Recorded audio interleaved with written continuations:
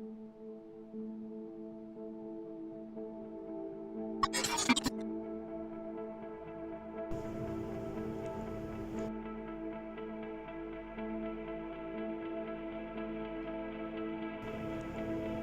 perception of media before and after our lesson. Before tackling the lesson about media, I've always viewed it as a diverse platform of online interaction and creation. Now, I still think of it the same way but with a clearer and more detailed understanding. Media is not just about interaction and creation, but also a platform where you can learn and improve your skills and knowledge the longer you spend time with it. A lot of what we learn nowadays can be found on all kinds of media, and this makes it easier for us to know more about all kinds of stuff. I think it also helps us become more active and think more critically as well as being open-mindedly the more we learn about it.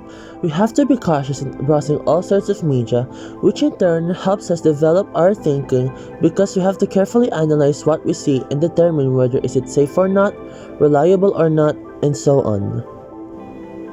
Media also helps us form communities who have the same interests and or a unified goal that drives them to become more active online.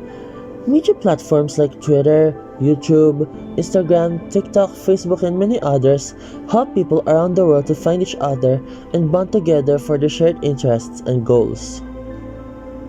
Of course, it doesn't mean that it can also have a negative impact to the point that it can drive many communities apart and tear them down. Let's say if a group of people started an argument with each other and created discourse that forces many people to side with someone and it elevated to the point that it's the first thing people think about their community. This becomes detrimental not just to the people involved but also to the other group that did not participate in the discourse because it starts to slowly tear apart the community and create sides that always pit themselves against each other, making their community very unwelcoming to newcomers and or outsiders. We can also use fandom wars as an example, which is where two or more communities, despite if they have similar interests or not, argue about which of their interests is better, which can only lead to discourse and disagreements. What I think is the most relevant function of media. For me, the most relevant function of media is how easy it is to find communities that have the same interests as us. This is because it now bypasses the once limited way of finding people. We can now find communities that we can fit ourselves in easily through the help of media. While yes, face-to-face communication is still superior, the reach of online communication is still incomparable to the limitations of face-to-face.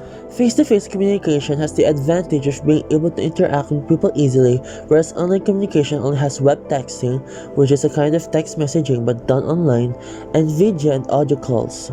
However, online communication opens more opportunities for finding a group of people you can mingle with who you share interests with. Recalling situations where media and information literacy could have been useful. There are a handful of situations in my life where media and information literacy could have been useful. While not really important, one of these situations was reading the date of release of a song, thinking it was on Thursday when it was actually on Friday. Then again, maybe this is because I thought the date to be on Thursday after mistakenly counting the days before the release, but maybe media and information literacy could have been helpful at some way.